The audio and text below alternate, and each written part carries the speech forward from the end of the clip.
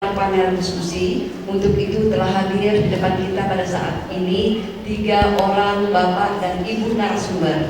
Baik, yang pertama saya perkenalkan yang di sebelah kanan. Siapa ibu? Sudah tahu belum? Ya, beliau adalah mantan rektor Universitas Tanjung Pura Pontianak.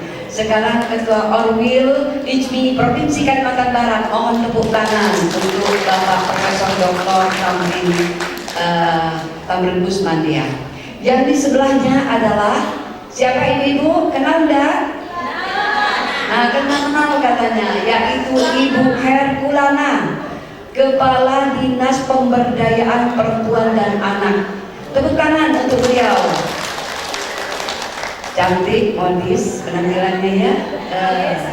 Dan yang ketiga, seorang tokoh wanita yang sangat luar biasa, yaitu Ketua Umum kita, Ibu Dr.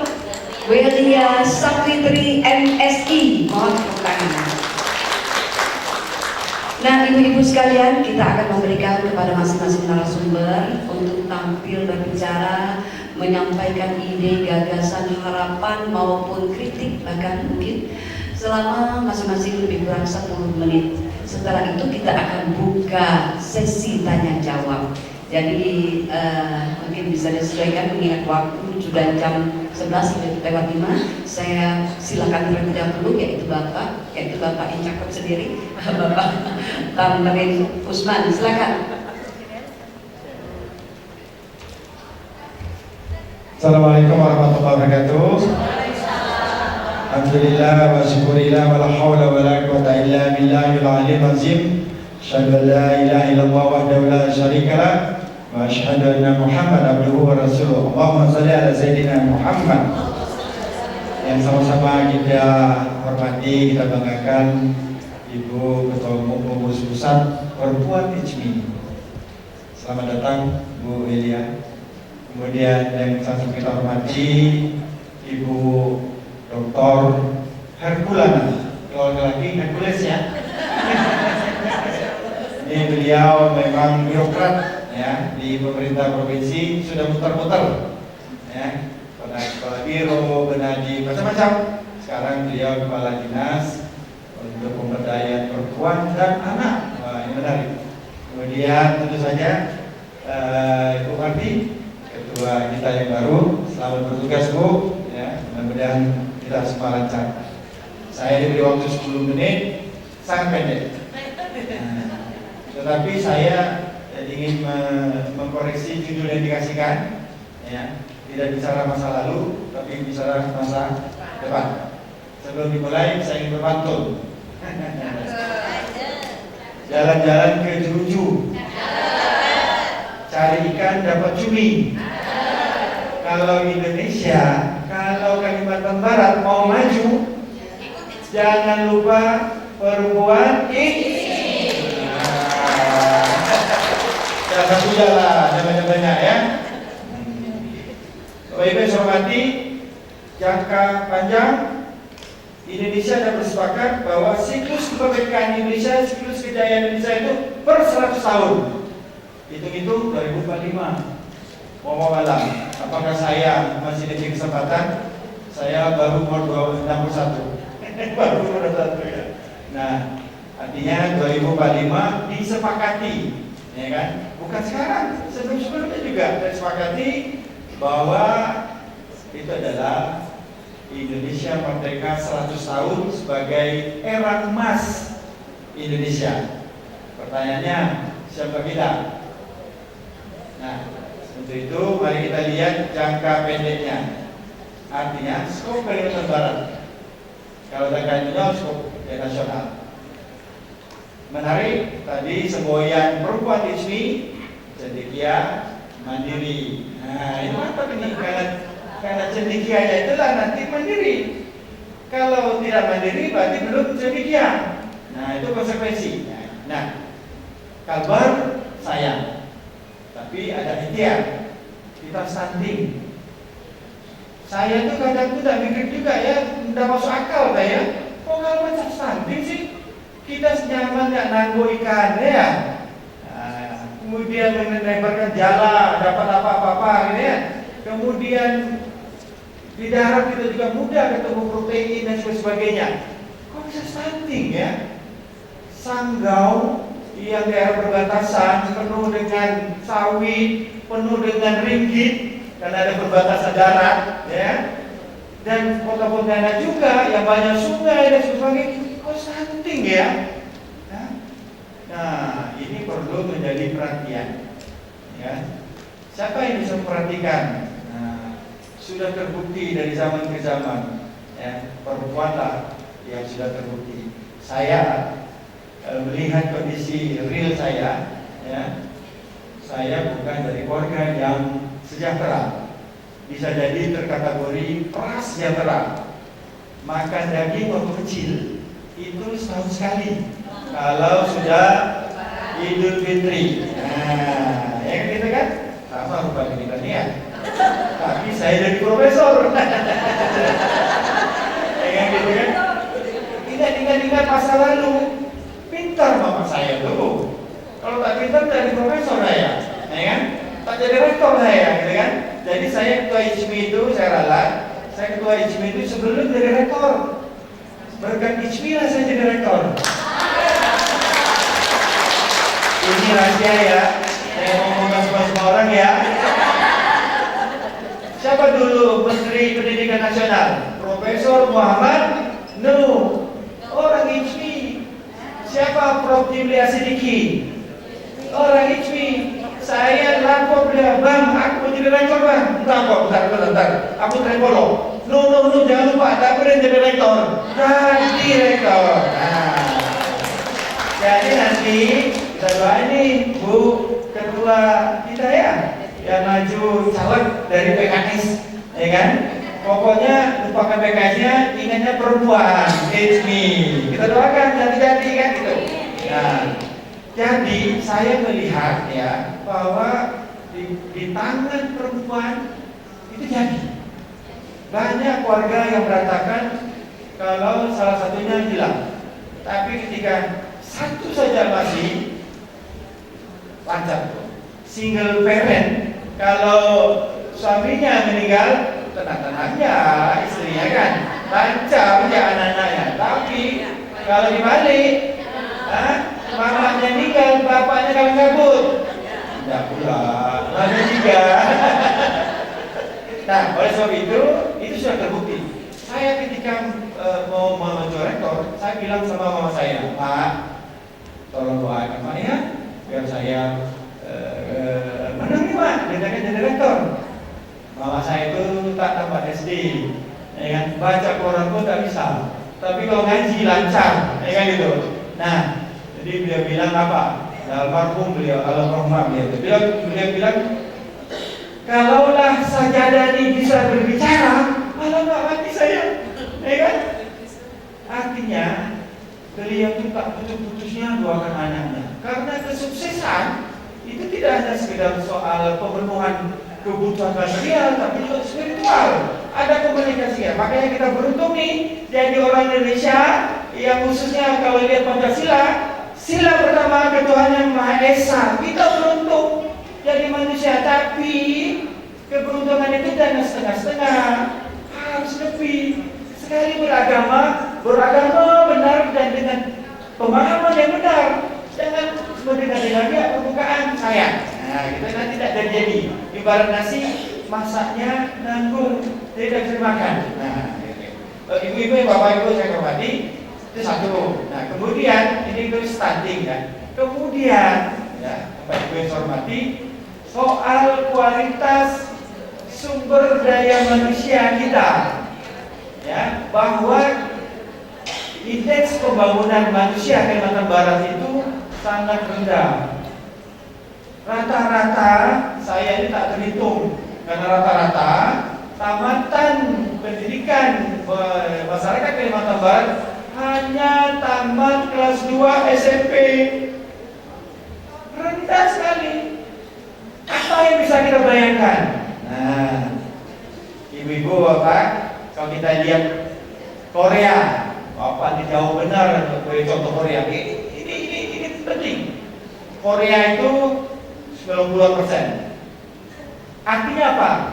Kalau dijejerkan putra putri Korea 10 orang, 9 orang itu sudah pasti pernah mengenyam pendidikan tinggi.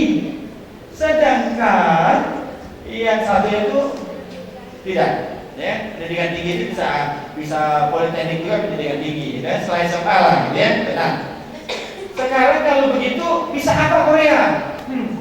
Untungnya handphone saya ini iPhone, tapi iPhone itu katanya 40% itu ada sahamnya Korea. Lihat handphone kita, Samsung, handphone kita, Samsung lah, Hyundai lah, apa macam-macam kan, merek Korea. Itulah gambaran kalau indeks pembangunan manusianya itu tinggi atau bagus atau tinggi. Kita tamat kedua SMP, kira-kira apa penyebabnya? Tentu saja, satu adalah kembali kepada lingkungan paling kecil. Lingkungan paling kecil itu adalah rumah tangga.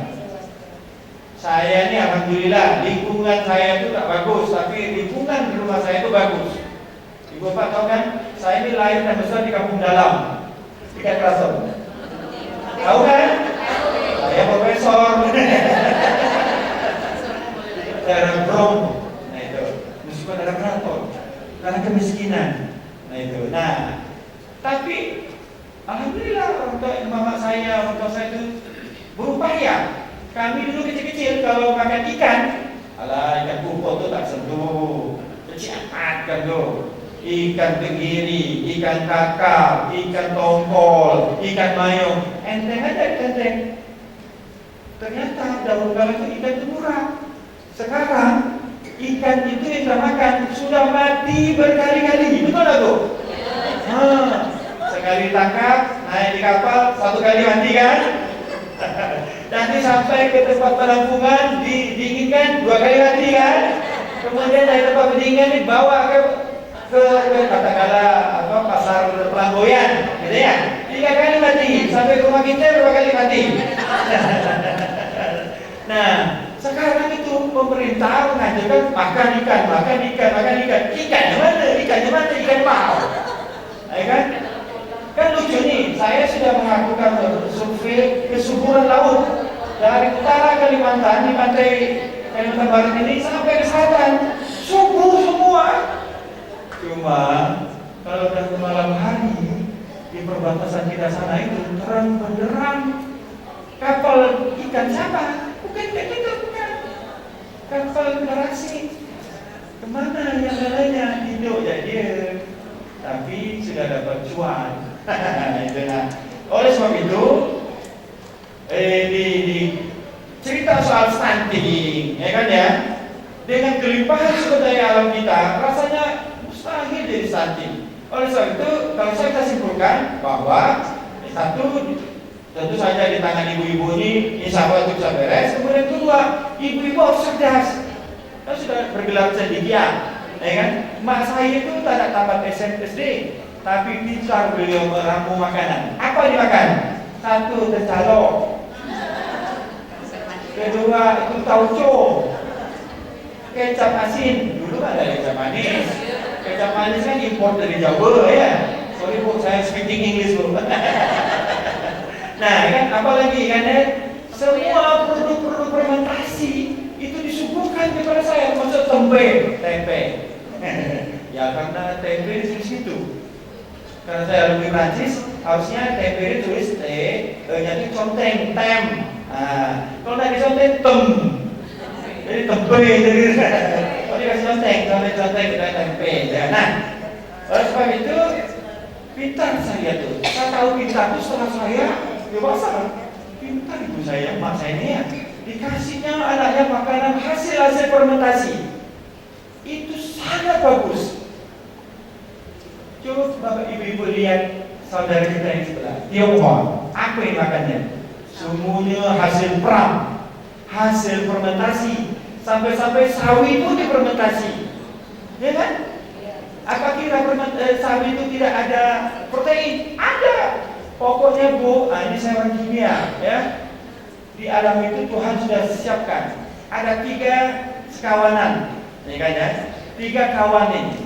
Ya kan ya, kalau trio kue gitu ya. Kalau ada karbohidrat, itu selalu ada lipid atau minyak, selalu ada protein. Itu saja. Tuhan itu ciptakan barang-barang kita tuh ya.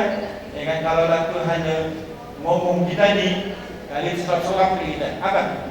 Kau tuh beda gajah sikit. Apple, baunya apa? Nenas, baunya nenas. Kemudian yang lainnya baunya lain, kan? Strawberry dan sebagainya. Itu intinya sama saja. Karbohidrat, ya kan? Sudah bilang kan? Belum menyentuh kepanjangan. Ya kan ya? Manisnya, cita rasanya, itu yang dibedakan. Alhamdulillah Tuhan memberikan itu, ya kan ya?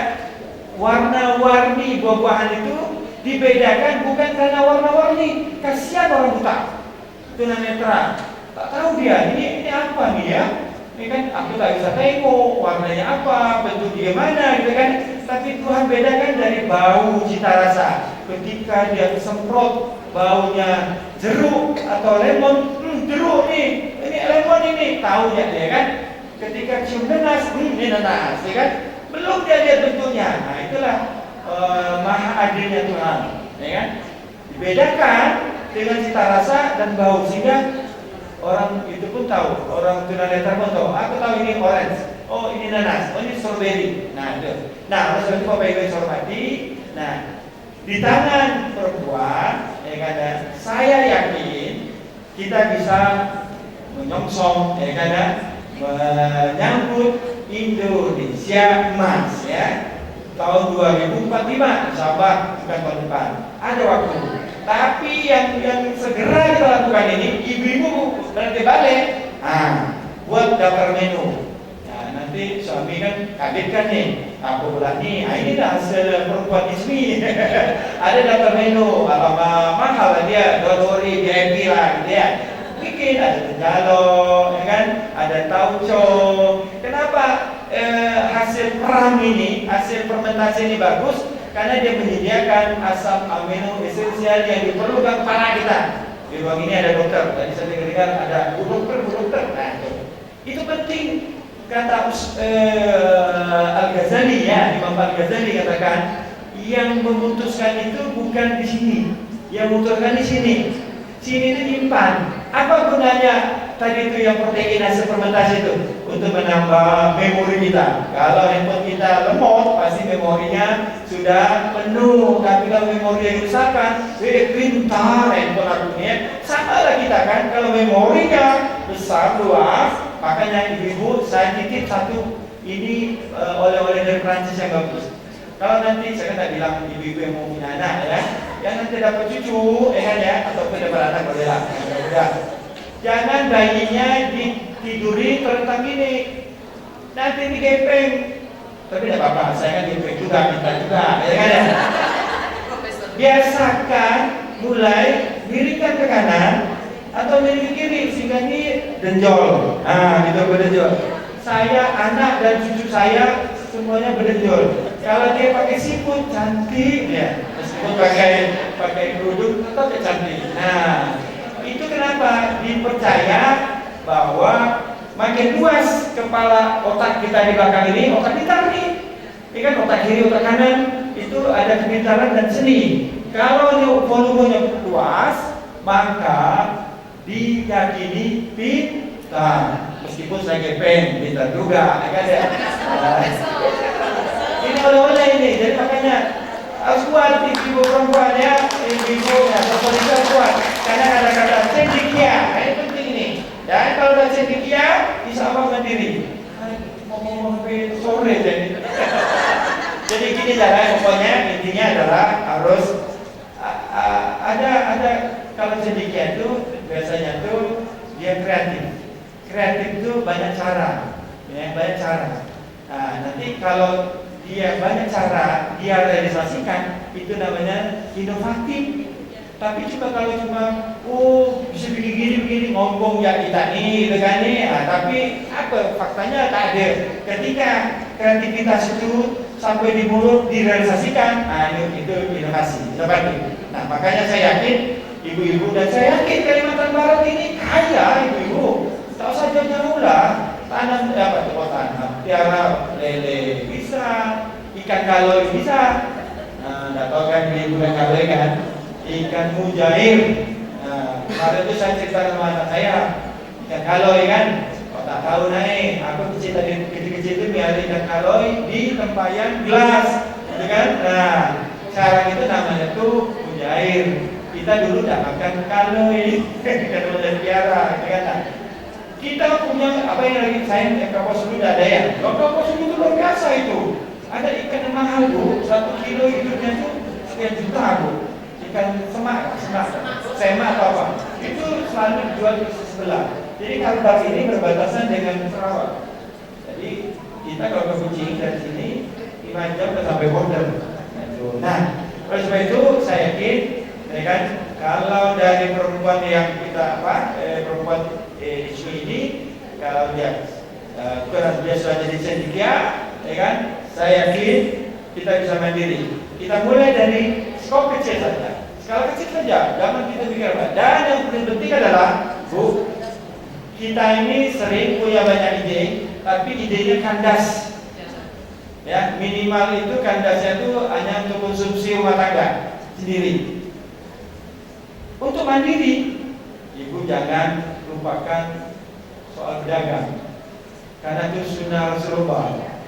Ada hadis mengatakan 9 dari 10 pintu rezeki itu berasal dari perniagaan. Jangan sampai seperti kami ini, saya, Bu Fakulina, kami itu ngambil dari 1 pintu, sisa 1 pintu, karena kami bukan negeri. Tapi bisa juga berdagang, karena pintu-pintu lain. Nah, berarti dengan kreativitas, jangan lupa aspek berdagang itu supaya kita mandiri. Setuju Bu? Saya pikir itu nanti kita tambahkan dalam diskusi karena moderator dan PKB yang lain. Terima kasih. Assalamualaikum warahmatullahi wabarakatuh. Ya, mohon tepuk tangan untuk Profesor Patrick. Ya, kita lanjut dengan pembicara yang kedua, yaitu Ibu Dr. Herkulana. Beliau sehari-harinya adalah Kepala Dinas Pemberdayaan Perempuan dan Anak Provinsi Kalimantan Barat. Kami silakan. Saya mencoba untuk paling cepat 10 menit. Karena semuanya udah di Pak Tamrin. Saya izin ya Ibu ya. Oke. Tadi Ibu-ibu saya sangat bangga. Saya tuh mencari 4 bulan ini untuk berkolaborasi dengan teman-teman dari muslimin, ya Muslim. Saya mencoba minta kepada anak buah saya mencari dari Muhammadiyah, berarti Aisyah, kemudian dari NU. Nah hari ini saya berpikir ternyata induknya ada ternyata perempuan, iya perempuan XP, di mana di sini juga ada NU, ada Aisyah dan sebagainya. Jadi saya terima kasih kepada Ibu Ketua Panitia yang telah mengundang kami. Oke, kalau kita tadi berbicara tentang stunting sih Pak Tamrin, mari kita mundur ke belakang. Nah, kenapa itu bisa terjadi? Kalau kita melihat indeks pembangunan manusia Kalimantan Barat, ibu-ibu mungkin sudah mendengar bahwa indeks pembangunan Kalimantan Barat di tahun 2022 memang naik 68 poin sekian. Tetapi kalau kita rinci dari item atau indikator dari IPM itu ada usia harapan hidup, kemudian ada harapan lama sekolah dan rata-rata lama sekolah, kemudian ada daya beli, ya daya saing beli. Kita kalau melihat kesehatan, alhamdulillah ibu-ibu Kalimantan Barat usia harapan hidupnya sudah meningkat. Yang tadinya kita di level 69 sekarang sudah menjadi 70 poin sekian tahun. Artinya bayi yang baru lahir itu diindikasikan akan hidup berusia 70 tahun nantinya. Nah, yang menjadi PR kita bersama itu adalah di bidang pendidikan. Nah, tadi Pak Tamrin sudah menyatakan anak-anak kita cuma sampai SMP rata-rata.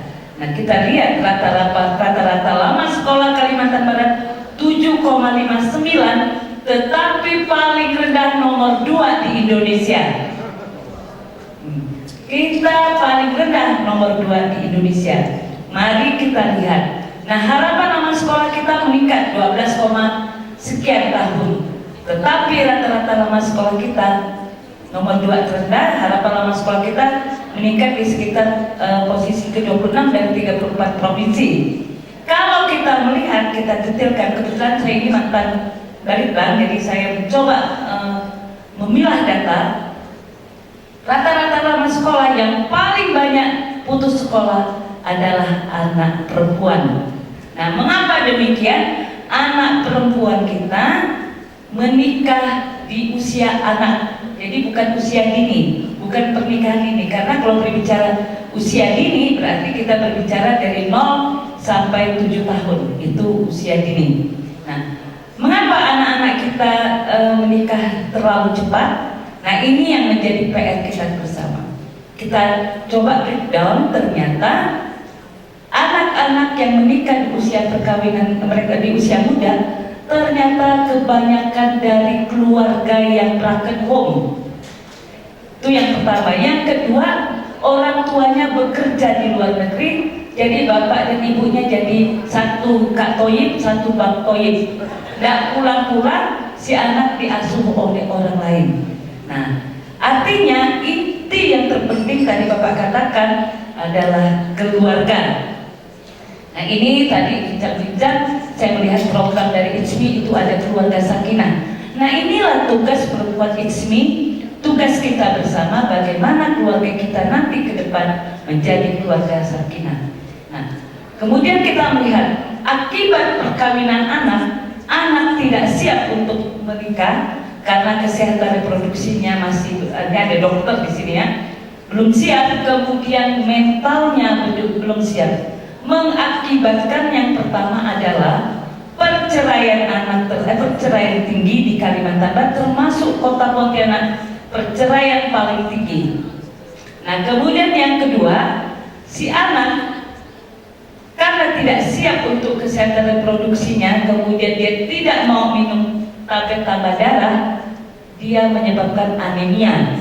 Nah, kalau dia anemia terus-menerus tidak ada diintervensi secara spesifik, dia akan mengalami satu, akan melahirkan anak stunting, kedua, angka meninggal, yang mendorong angka kematian ibu dan kematian bayi di Kalimantan Barat tinggi. Kita termasuk yang tinggi di Indonesia. Nah, ini ada kalau kita lihat benangnya, benang merahnya. Nah, kemudian karena perkawinan anak terjadi perkawinan anak, kekerasan terhadap perempuan menjadi tinggi di Kalimantan Barat, termasuk tinggi. Nah, kemudian yang sangat menyedihkan adalah kekerasan seksual terhadap anak, baik anak laki-laki maupun anak perempuan. Tetapi ketika kami memilah data, ternyata anak perempuan kita banyak mengalami kekerasan seksual. Oleh siapa? Oleh orang-orang terdekat. Ada kakek tiri, kakek kandung, bapak tiri, bapak kandung, om tiri, om kandung, abang tiri, abang kandung, bahkan tetangga sebelah, bahkan kenalan orang tua yang melakukan pelecehan seksual terhadap anak. Nah, kabupaten, mudah-mudahan di sini hadir, salah satu kabupaten yang tertinggi kekerasan seksual, satu, Kabupaten Sambas, kedua, Kabupaten Kuburaya, ketiga, Kabupaten Bengkayang, kekerasan seksual terhadap anak tinggi, keempat, Kabupaten Mempawah. Nah, kami kemarin sedang kita mencoba melakukan, kebetulan kami mempunyai rumah shelter, sehingga kita mencoba membantu melalui UPT PPA, kita melakukan pendampingan. Nah, untuk di Kabupaten Sambas, yang paling menyedihkan adalah harusnya dia yang menjadi contoh bagi kita, dia memperkosa 13 anak-anak santri di pesantren. Kebetulan yang bersangkutan adalah aparatur sipil negara di Kemenang Kabupaten Sambas. Mungkin teman-teman di Sambas sudah tahu. Akhirnya kita lakukan pendampingan, yang bersangkutan dipecat dari ASN, kemudian dihukum pidana 19 tahun penjara. Nah, kemudian yang kedua, di Mempawah kami melakukan pendampingan di mana si anak ternyata diperkosa oleh kakek tiri karena si ibu bekerja, si bapak bekerja seperti Bang Toyin. Nah, setelah mengetahui anaknya dilakukan pemerkosaan itu, bukannya dilaporkan ke polisi, dipindahkan ke Jungkat, ke tempat kakek kandung. Nah, si anak ternyata pada saat dipindahkan itu sudah mengalami hamil, usianya 13 tahun. Nah, si kakek kandung ini soal bekerja, jadi pagi-pagi sudah harus bekerja, keluar dari rumah. Nah, yang tinggal adalah omnya yang berusia 40 tahun yang pekerjaannya serabutan. Nah, si anak ternyata pemalas. Kenapa saya katakan pemalas? Bangunnya jam 10 pagi. Kebayang tidak anak-anak perempuan bangun jam 10 pagi dengan kondisi seperti om melihat karena kulitnya bagus dan sebagainya, setan pun bernyanyi. Nah, terjadi pemerkosaan, karena marah dan sebagainya kakeknya laporkan ke polisi. Terus si anak bercerita di polisi, kakek tirinya tidak mau mengakui itu adalah anaknya.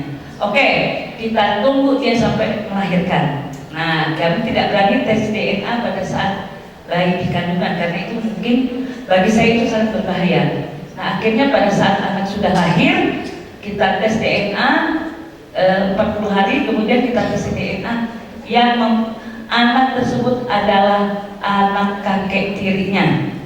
Nah, di Kota Pontianak yang lebih sedih adalah ayah kandung memperkosa anak kandung hingga hamil. Anaknya masih SMP.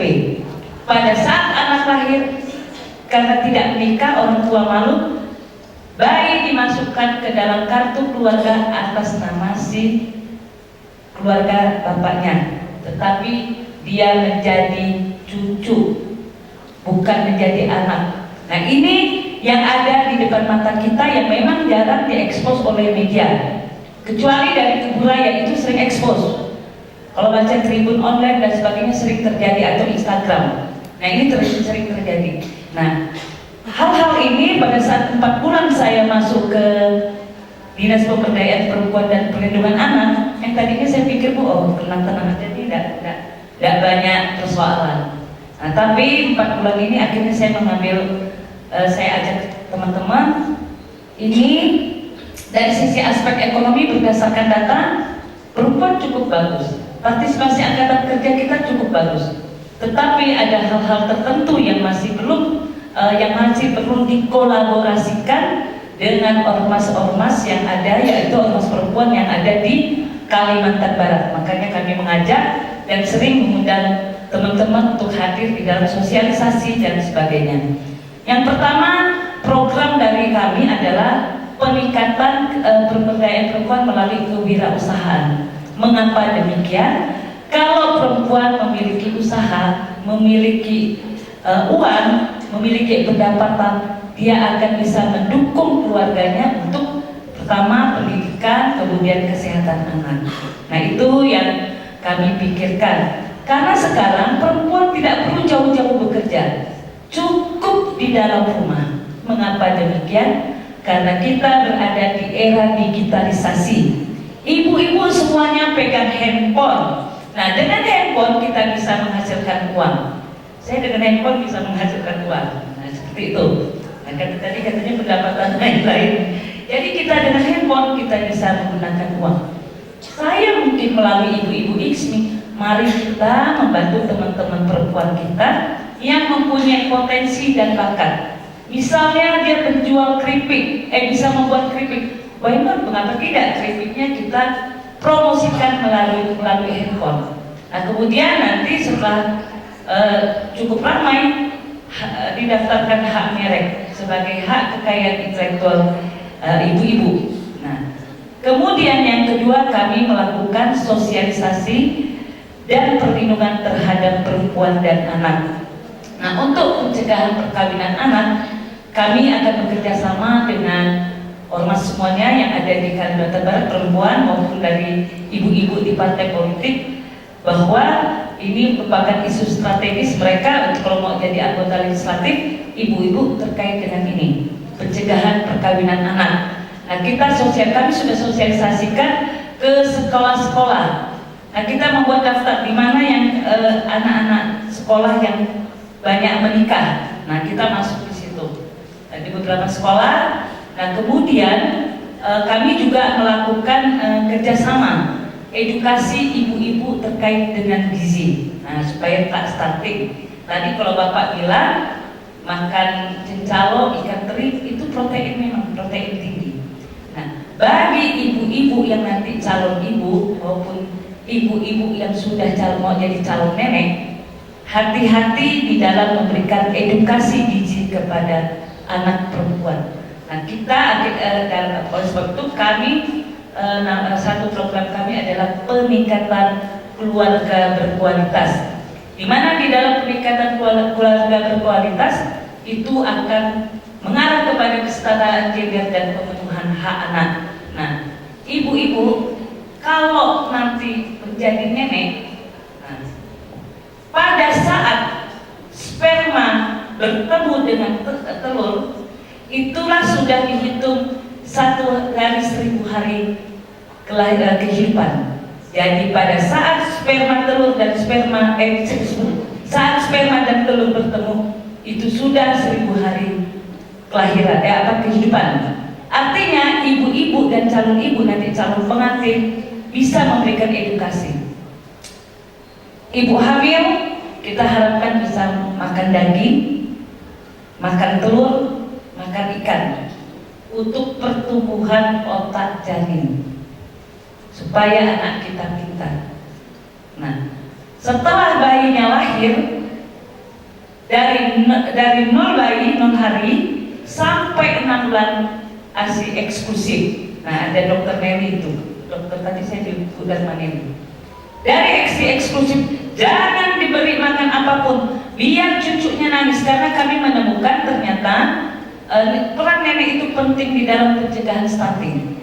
Ada bayi 4 bulan dari keluarga menengah ke atas, si bayi ternyata harusnya eksklusif, tapi oleh nenek diberikan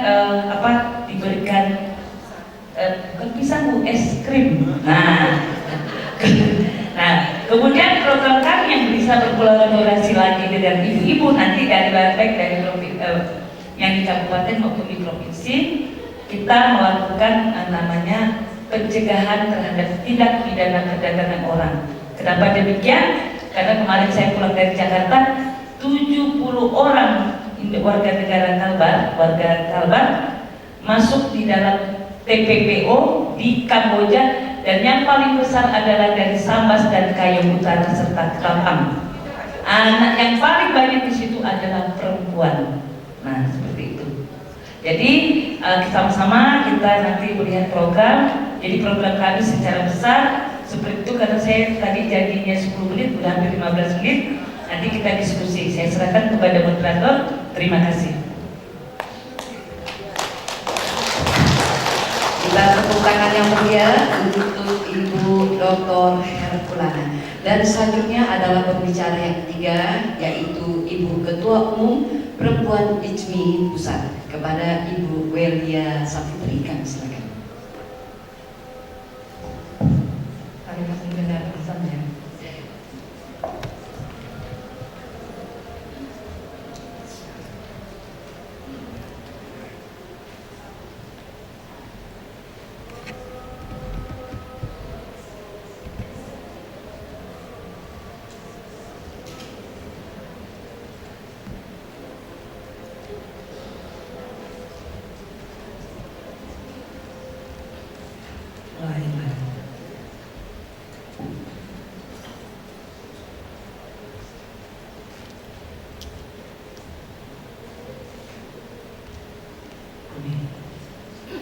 Bapak, kita coba ambil waktu sedikit ya, tapi karena ini adalah penting. Jadi tadi telah dipaparkan oleh Ketua Awil kita, Pak Tamrin Usman. Bagus sekali Pak presentasinya. Siap-siap aja Pak maju untuk kepala daerah, kita akan dukung dari IJMI nanti. Ya, siap aja Ibu. Jadi jangan hanya sampai rektor aja Pak. Jadi kalau satu daerah itu dipimpin oleh orang pintar, insya Allah tadi yang kebutuhan dari Ibu Kepala Dinas itu bisa kecil tuh Bu, gak susah. Tapi Tapi ya karena di Perempuan HMI partai politik ada semua, kemudian juga lintas provinsi juga ada. Ya, seperti tadi Bapak bilang, saya gampang kok jadi rektor gitu. Tinggal ngomong Pak Jimli aja ke Pak Menteri jadi rektor. Itulah salah satunya manfaat kita untuk organisasi. Jadi kami pun di pusat, walaupun baru 3 bulan, kita udah orientasi Menteri Pemberdayaan Perempuan dan Anakku. Dan beliau sangat bangga sekali ada organisasi perempuan di situ, ikut semua yang tokoh-tokoh ormasnya dan juga partai politik, dan ini jarang ada. Misal Muslimah NU itu PKB yang banyak di sana, ada pun partai lain tapi itu bagian kecil. Muhammadiyah atau Aisyah yang ada di situ siapa? PAN sama Partai Umat sekarang ini. Kemudian ya seperti itulah organisasi banyak yang politik. Nah, kalau ini semuanya ada, dan kita tidak ada satu sama lain saling bermusuhan, malah kita di Perempuan HMI saling dukung. Bagaimana teman kita yang maju harus jadi. Moto kami di pusat itu Bu, cuma Epoleksos Putra, ideologi, politik, ekonomi, sosial, budaya. Jadi ketika audiensi dengan Bu Menteri, kayaknya semuanya bisa deh diambil program kementerian ini oleh Perempuan HMI. Sekarang mau nggak kita ambilkan itu aja? Mau nggak Ibu? Ya maunya gitu. Nggak semangat? Mau nggak? Sekali lagi mau nggak? Ya alhamdulillah, itu yang tunggu. Banyak sekali persoalan keumatan yang tadi yang telah dibicarakan oleh Ibu. Kenapa pas sedikit kita ngomong masalah agama? Karena memang kita HMI. Jadi toleransi antar umat beragama itu juga harus kita junjung tinggi. Nabi Muhammad SAW aja membangun kota Madinah juga mengajak umat lain untuk ikut berpartisipasi. Kita di HMI juga seperti itu. Kita juga harus berkolaborasi dengan yang lain. Apalagi di sini tidak ada minoritas sudah hampir sama ini Kalimantan Barat, unik ini daerah ini. Jadi ternyata yang jadi korban tidak ada lagi faktor agama di situ. Agama itu semua kena juga ya Bu, kena kan? Jadi ini makanya saya bilang tadi unik. Di sini banyak perempuan kita di Kalimantan dan mau, makanya dapat. Ternyata di balik semua itu kemauan itu tinggi, banyak lagi persoalan keumatan di situ yang harus ini selesaikan, yang harus kita sama perempuan terus peduli. Seperti nyanyi kita, khairun nas anfa'uhum linas, bermanfaat untuk umat, menjunjung tinggi Al-Quran hadis, rahmatan lil alamin. Jadi kita hidup ini adalah manfaatnya untuk umat, itu yang akan dihitung nanti, akan dihisap, itu yang dihitung. Jangan kita hidup itu cuma mikirkan diri sendiri, mikir diri sendiri aja nggak selesai, apalagi umat. Jadi dua-duanya itu harus seimbang. Bagaimana caranya? Yang junjung tinggi Al-Quran hadis, itu rahmatan lil alamin. Khusus untuk perempuan. Dalam Al-Quran, kitab suci kita.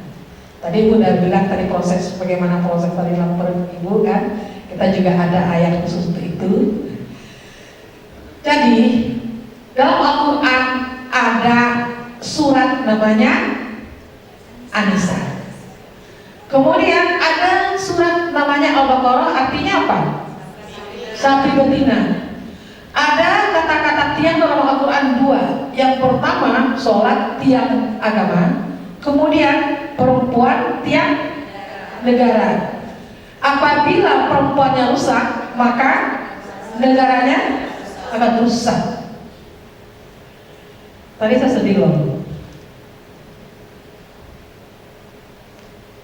Anak-anak kecil itu tadi dengan ada LGBT dan macam-macam, karena mereka melihat dalam medsos itu bahaya. Jadi sekarang apabila ditanya misalnya anak sekarang ya, tahu nggak Bu yang dijawab apa? Kamu nanti kalau sudah besar jadi apa? Jadi YouTuber. Semakin banyak subscribe-nya, semakin tinggi. Nah baru sekolah gitu. Jadi contohnya Atta Halilintar gitu, contohnya itulah. Saya juga ngefans dia gitu. Setiap saat aku lihat tuh, karena ada yang positif juga. Ternyata Atta itu kenapa dia tidak sekolah? Yang memang kehidupan ekonominya waktu itu orang tuanya ini kolap. Tapi saat ini Atta kan sekolah lagi dia. Jadi tidak ada ceritanya kita tidak sekolah. Tadi Bapak bilang bahwasanya di Kalimantan ini kalau rata-rata pendidikan itu ternyata kelas 2 SMP. Yang lihat bahwasanya ada profesor itu satu-satu cuma. Tapi kelas 2 SMP. Kalau cuma kelas 2 SMP ya benar tuh kasus-kasus yang aneh-aneh itu muncul karena nggak punya pengalaman, nggak punya pendidikan. Pengetahuan agama juga minim. Agama apapun pasti akan mengajari tentang kebaikan. Tidak ada agama yang tidak mengajari tentang kebaikan. Tapi ternyata kenapa kasus ini muncul terus? Jadi seperti tadi, orang tuanya misalnya pendidikan yang kurang, ya tidak bisa disalahkan juga. Nah, itulah salah satu program IJMI, ada Wisma Sakinah. Wisma Sakinah itu shelter korban penampungan untuk KDRT. Tadi udah panjang lebar ngomong kenapa penyebabnya semua. Jadi kita punya itu. Kalau bisa di wilayah juga bikin itu, cari rumah kosong, siapa gitu kan, ditampung di situ. Kenapa saya ngotot banget bagaimana perempuan IJMI itu dari wilayah sampai tingkat kabupaten kota. Kita butuh data. Yang tadi Bu Menteri itu semuanya kayaknya bisa deh untuk perempuan IJMI karena semuanya udah ada. Ngomong politik dia punya program, ngomong ekonomi dia punya program. Ngomong apa lagi? Ngomong KDRT dia punya program. Ngomong masalah anak dia punya program lagi. Satu saja, satu keluarga. Satu cendekia kita ini satu kampung. Kemudian lagi kita juga mikirkan lansia. Kenapa lansia? Ternyata untuk menuju husnul khotimah itu ada ilmunya. Tidak bisa ujuk-ujuk masuk surga itu tidak ada. Masuk surga ujuk-ujuk itu cuma 1/1000. Apakah kita masuk ke dalamnya? Walau. Tapi yang namanya ya nggak apa-apa ya, nggak apa-apa itu dengar, nggak masalah. Jadi yang pasti akhirnya akan masuk juga ke dalam surga, misalnya katakanlah gitu. Tapi kan oleh proses kita udah distempel di sini kodik kita. Jadi sebelum kita dapat membawa itu, ayo kita bersama-sama 5 program cuma kita nggak banyak-banyak program yang perempuan cuma. Dan itu saya udah diskusi panjang lebar nih teman-teman yang ada di langsung ke kepengurusan. Saya bilang, ketum saya ini latar belakangnya usaha ada, aktivis lah saya, ada di politik juga, di Majelis Ulama juga, saya ada di situ juga, di Cendekia juga. Gitu. Kemudian sekjen kita Siva Fauzia. Siva ini adalah ketua umum BKMT. Kemudian jajaran ketua-ketuanya itu yang ketua bidang hukum dan HAM itu adalah Profesor Dr. Siti Nur Azizah Ma'ruf Amin, anaknya Pak Kiai Ma'ruf Amin. Dia wakil rektor itu. Kemudian ada lagi ketua kita Profesor Dr. Ais Amalia, itu adalah ekonomi Islam. Dia guru besar ini. Kemudian ada namanya Fitri Gayo, ini adalah ketua litbangnya P3. Di situ juga ada namanya Ibu Hetifah Sefudi, itu adalah ketua umum Al-Hidayah. Kemudian ada namanya Ibu Roro, itu adalah anggota DPR RI termuda. Kalau Bu Hetifah tadi itu dia ada di komisi 9 yang membidangin ini yang membidangin pendidikan itu komisi 9 kalau salah.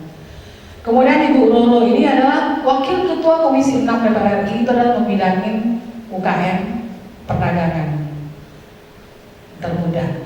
Kemudian di situ juga ada namanya Zita Anjani, itu adalah wakil ketua DPRD DKI, itu anaknya Pak Zulkifli Hasan. Ada Bu Erwina, itu adalah tokoh CSR, dia itu untuk bagian luar negeri. Jadi semuanya udah ada di dalam. Makanya sekarang yang lucunya, permainan dikejar-kejar orang dulu. Terus kalau seandainya misalnya airnya udah ada, wadahnya tidak ada, gimana caranya kita ngambilnya?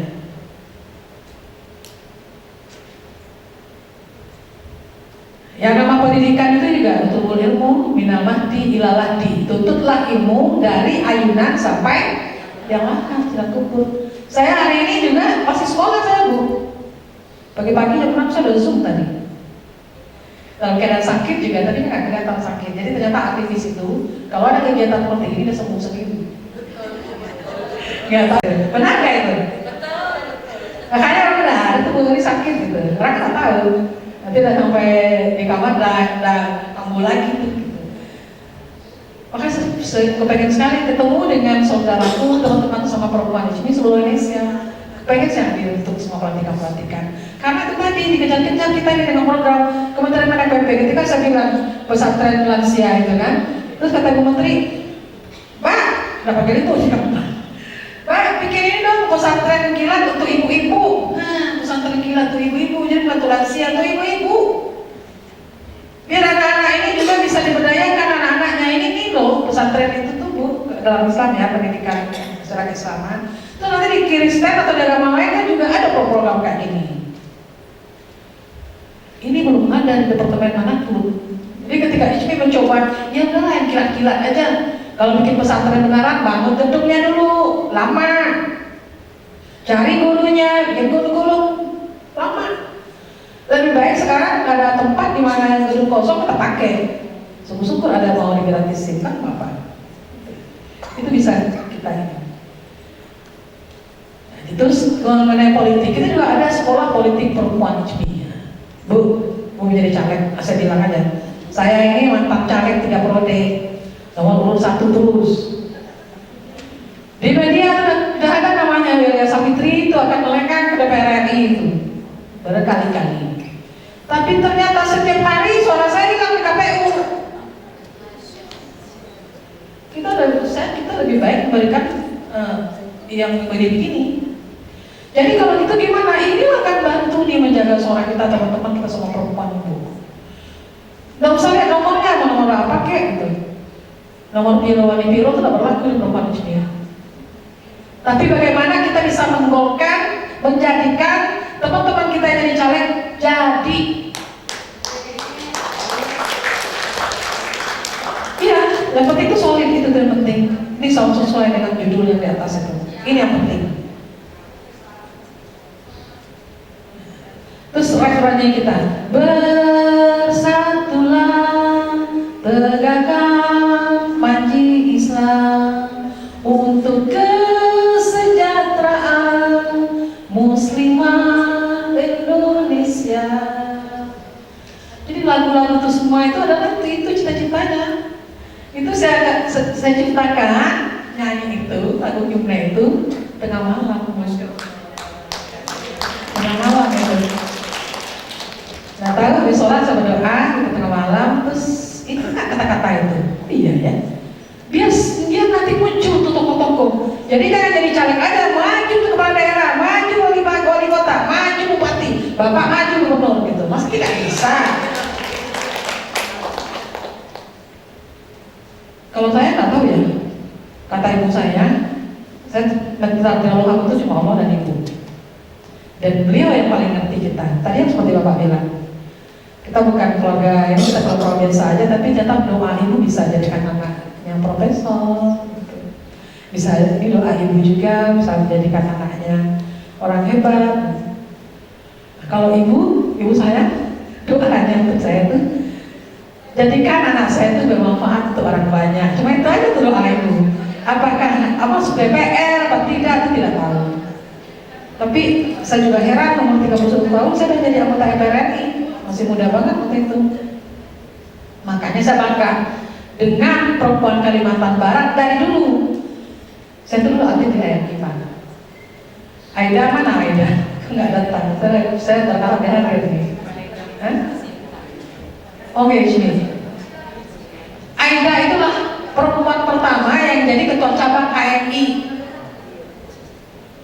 Itu tidak pernah ada.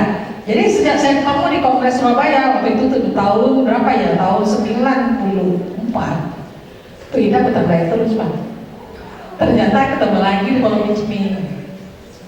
Ya. Terus setelah itu ada lagi ketika DPD RI, ya Kalimantan Barat lagi nih rekornya 44 bisa. Sekarang bisa nggak ini Kalimantan Barat menggolkan perempuan lagi?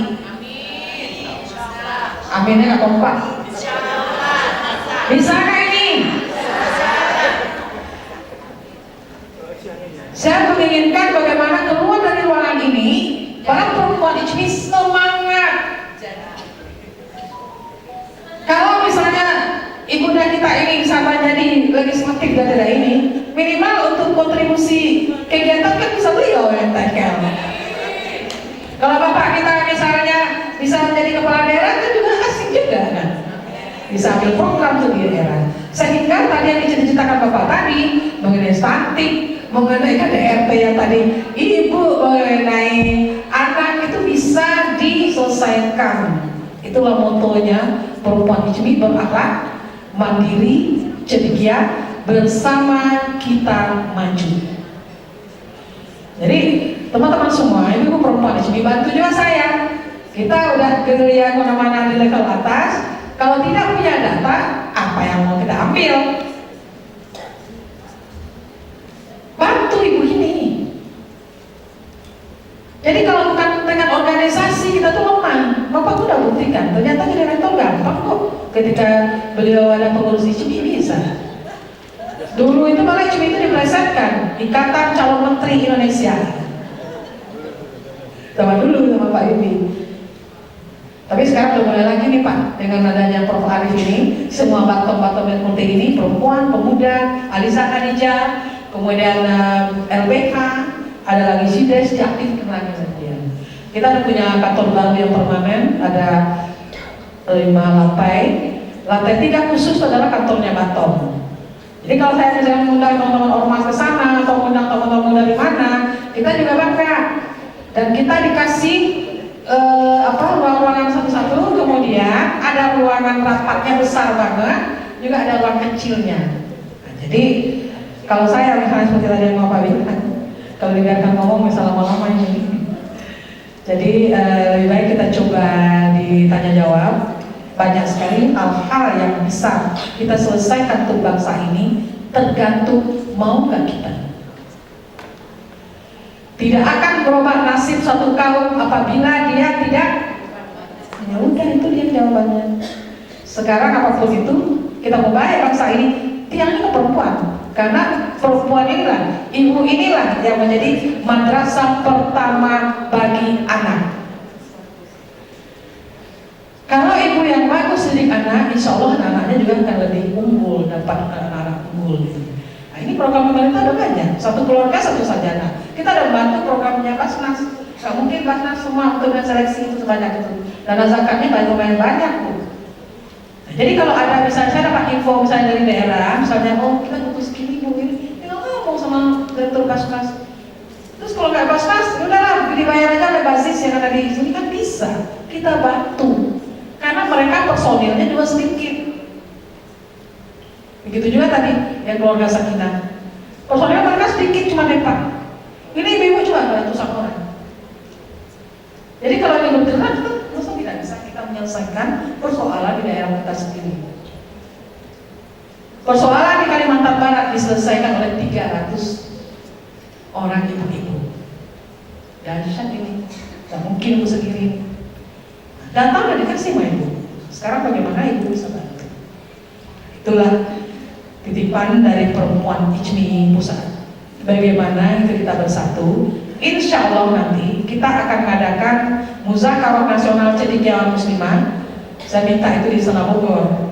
Kita harus pakai istana. Jadi ibu kalau mau dari Kalimantan Barat mau ikut nanti nampung lah dari sekarang. Acaranya itu Insya Allah kalau ke Januari atau Februari, karena istana kita ada sama presiden gitu.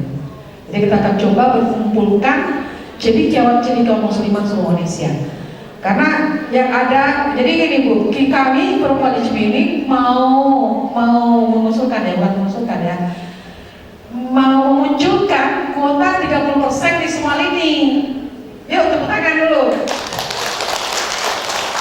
Jadi masing-masing kita ini kita punya database, ini cocok untuk kepala daerah, ini cocok untuk BUMN atau BUMD, ini cocok kita naikkan misalnya jadi kepala dinas atau jadi apa, ini cocok misalnya menjadi kepala daerah? Kenapa tidak? Tergantung kita kok hidup ini. Ya Allah sudah memberikan itu semuanya itu adalah tergantung kita. Sekarang mau nggak kita? Jadi ini adalah Musyawarah Nasional Cendekia Kaum Muslimah. Itu adalah semacam pertemuan, ini bukan kongres itu, tapi tidak memilih ketua umum, tapi ini adalah pemikiran kita. Contohnya ideologi perempuan muslimah itu apa sih? Seperti apa nih kriterianya? Kemudian politik, kita harus bersama-sama. Apakah politik itu yang saling sikut-sikut, atau pokoknya maunya enaknya kita aja gitu, atau kepentingan apakah itu? Jadi nanti kita akan bikin bersama perspektif perempuan. Inilah nanti hasil dari musyawarah ini akan kita berikan siapapun presiden terpilih, ini sumbangan kita untuk negara. Kita harus memunculkan kuota 30% di semua ini, dan untuk saat ini yang lagi booming di antara program kita itu adalah pesantren kilat lansia. Itu kita udah punya alumni lebih dari 1000 orang perempuan ISMI itu. Dan insya Allah selesai kongres musyawarah nasional itu kita akan ada MOU di beberapa kementerian PP, kemudian Kemenak RI, kemudian Basnas. Terus ada satu rekomendasi adalah kita akan buat Komisi Nasional Lansia Indonesia. Itu yang belum ada. Makanya saya agak ngotot bagaimana pelantikan saya akan hadir apabila ada kabupaten kota. Kalau enggak saya tidak datang, jadi wakilin aja sama yang lain. Mungkin demikian saja. Terima kasih. Assalamualaikum warahmatullahi wabarakatuh. Ya, sekali lagi mohon tepuk tangan yang meriah untuk Ibu Ketua Umum. Kita akan buka forum tanya jawab. Untuk itu kami silakan terlebih dahulu di sebelah kanan 2 orang, sebelah kiri 2 orang terlebih dahulu. Oke, silakan. Ya, ada 3 orang, jadi 3 orang yang kita buka forum. Silakan tolong bantu untuk ini mikrofon. Ya, tolong sambil di AIN, beliau adalah kandidat profesor. Silakan berdiri.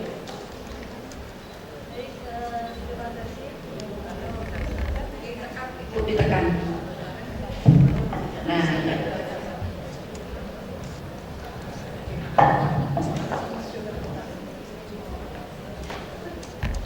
Baik, terima kasih kepada narasumber.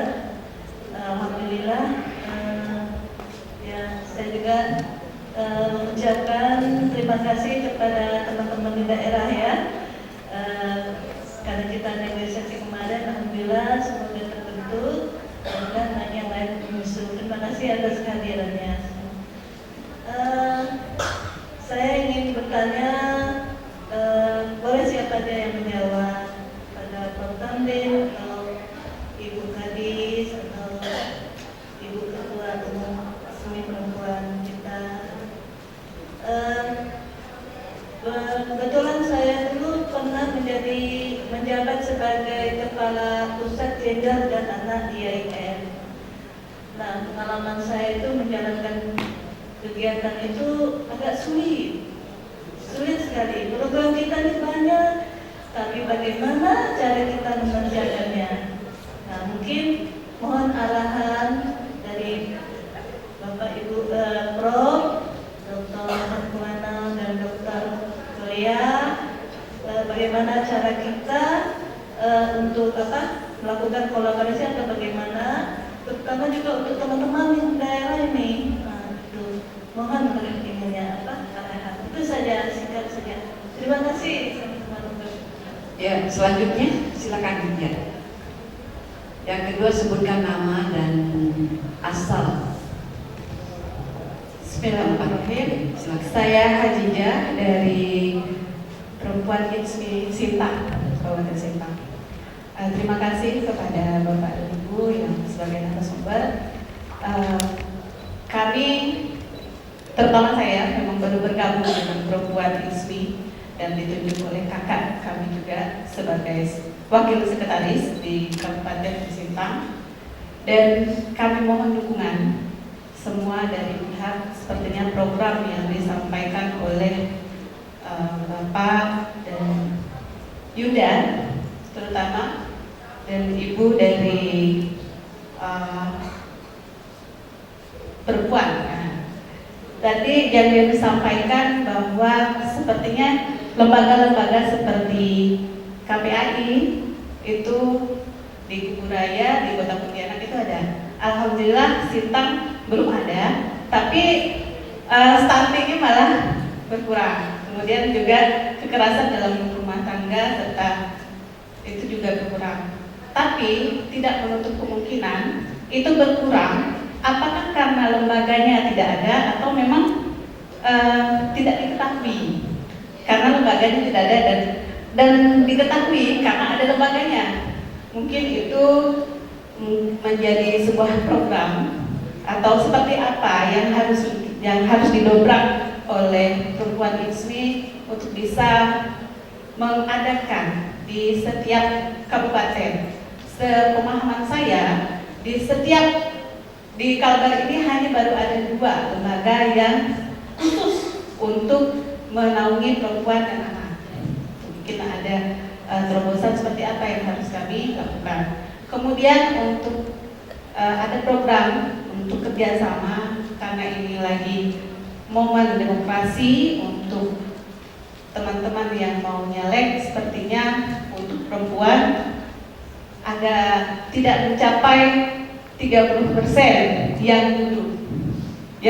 Sebenarnya kalau untuk hanya melengkapi, kita perempuan jangan sebagai pelengkap saja, tetapi sebagai utamanya, sebagai tiangnya. Itu bagaimana kita mudah-mudahan nanti dari PW dari wilayah itu bisa membimbing atau membuat sebuah program tour masing-masing atau mendata seluruh yang ada perempuan ISMI itu yang menjadi caleg itu ada berapa. Jadi kita bisa memetakan kira-kira trik dan kelemahan apa yang sebenarnya yang harus dilengkapi, yang harus kira-kira terobosannya seperti apa untuk biar perempuan ini bisa mendapat. Seperti tadi saya miris mendengar dari Ibu pimpinan pusat, suaranya bisa hilang, terutama dari KPU. Saya miris karena saya mantan dari Ketua KPU Kabupaten Sintang. Jadi baru kemarin, bulan kemarin, tapi kok bisa begitu berarti itu perlu ditelusuri, dan ini perlu pendidikan politik, harus pengawalan yang harus ketat. Artinya kita harus ada di dalamnya dan harus mengetahui, sehingga jalur kok bisa suara itu bisa hilang, itu sangat miris. Jadi perlu pengawalan, dan itu sebenarnya ada trik dan harus kita ada satu yang sebenarnya yang menjadi sepertinya belum ada basis perempuan itu menjadi penyelenggara itu sangat tinggi, dan perempuan yang masuk menjadi penyelenggara dialah sebenarnya yang harus menjaga suaranya khusus untuk perempuan. Basisnya itu dari kita ISMI ini mungkin di bawah naungan dari DPW bisa membentuk itu. Mumpung DCT sudah ditetapkan dan tim suksesnya harus ada gitu. Tim kita yang menjadi caleg itu tidak bisa berdiri sendiri kalau tidak ada tim. Itu terutama untuk menjaga suara, bagaimana suaranya dari TPS sampai ke pusat itu tetap sama. Itu yang diutamakan. Mungkin itu Ibu Bapak yang ada 2 kuncinya, yaitu tadi strategi atau lembaga, kemudian dari untuk kepemiluan tadi. Oke. Terima kasih. Ya, pembicara Warahmatullahi wabarakatuh. Perlu semangat ibu-ibu ya. Assalamualaikum warahmatullahi wabarakatuh. Alhamdulillah. Pak Ustaz tadi mau semangat, gitu-gitu salam dan semangat. Perkenalkan, nama saya Nurlela, saya dari Kayang Utara, Bapak Ibu. Alhamdulillah kami di sini bertiga saja datang, mungkin peserta paling sedikit yang datangnya. Baru nyampe tadi pagi pakai kelotok, jam 7 pagi lewat Rasau, mampir ke Mujahidin, numpang mandi, langsung ke sini. Alhamdulillah sehat. Benar kata Ibu Nawati tadi, Bu Widya, kalau udah ketemu organisasi itu badan sakit jadi sehat, Bu. Itu saya rasakan. Terima kasih sudah membuat kami bergabung di Perempuan ISMI. walaupun kami juga bergabung di organisasi yang lain. Maaf Bu Mati, saya tidak bisa menjaga amanahnya untuk diangkat jadi ketua, biarlah teman saya yang lain. Tapi saya insya Allah ikut berpartisipasi di bidang pendidikan. Kebetulan saya seorang guru. Nah, saya tadi sangat sedih Bu Herkulana mendengar bahwa salah satu kota saya disebut Kayong Utara. Aduh, bertiga terkejut Bu, kemudian bertiga ini guru-guru Bu, guru SMA, guru SMK, SMA dan guru MIN. Sedih sekali. Kok kita tak pernah dengar sih dari Kayong, apa disembunyikan datanya? Nah seperti itu. Mohon Ibu nanti kami bisa berbincang sedikit gitu dengan Ibu kalau ada waktu masalah data tersebut. Siapa tahu nanti bisa bawa oleh-oleh untuk kami di Kayong gitu ya. Kebetulan saya juga di GOW juga insya Allah. Yang ingin saya tanyakan Ibu, betul zaman sekarang agak miris dengan anak perempuan. Karena saya alhamdulillah tiga-tiga diamanahkan perempuan semua anaknya. Ya, karena mungkin kita kemarin lost control dengan COVID, sehingga banyak, terutama kami sebagai guru itu banyak anak-anak yang putus sekolah, kadang mau sekolah lagi. Karena mungkin tadi karena COVID juga gitu di awal seperti itu. Ya, langsung ke pertanyaan. Nah, pertanyaan kami adalah bagaimana untuk menjadikan Proper Ijmi ini bisa berkolaborasi dengan pemerintah setempat untuk bisa mengangkat indeks tadi sehingga menjadikan bahwa salah satunya misalkan Kabupaten Kayong Utara menjadi terdepan dalam masalah pendidikan. Apalagi insya Allah kita kan pendidikan gratis. Mustahil sih banyak putus sekolah kalau sudah gratis. Kalau biaya tinggi, oke lah bisa putus sekolah. Ini gratis. Nah seperti itu. Terima kasih. Saya Wabillahi taufiq wal hidayah. Assalamualaikum warahmatullahi wabarakatuh. Waalaikumsalam.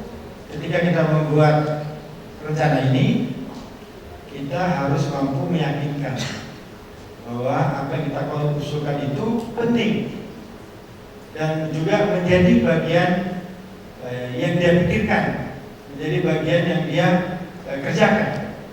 Nah, upaya itu harus kita kemas dalam sebuah tadi itu proposal, sehingga di situ kita bisa meyakinkan urgensinya, kemudian bagaimana masalah yang kita angkat itu ya kita selesaikan dengan cara apa, metode apa. Yang hebat itu kan metodenya Pegadaian. Menyelesaikan masalah tanpa masalah, asik gitu.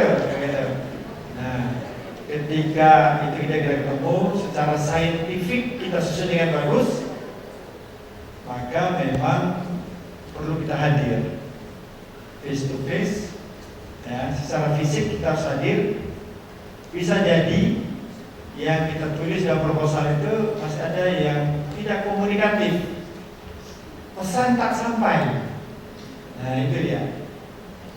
Yang punya kekuasaan, seperti punya program, setelah membaca gitu, apa maksudnya dia? Ketika apa maksudnya tidak paham, tak ada yang bisa memberikan paham, maka tak priority, simpan di samping. Nah, oleh sebab itu yang hal demikian ini belum menjadi pertimbangan kita, karena posisi kita posisi yang bermohon. Nah, tetapi bagaimana bermohonnya itu menjadi sebuah hal yang penting. Nah, tentu saja yang kita mohonkan adalah itu tadi, kita ingin menyelesaikan masalah. Bercerita soal yang tadi itu memang tupoksinya beliau sebelah nih. Nah, kalau soal proposal, ya kan, usulan dari program kita memang itu penting. Kalau proposalnya tak kena solusinya, gimana orang mau, ya kan, membiayai gitu ya. Masalah sudah dikemukakan, ya kan.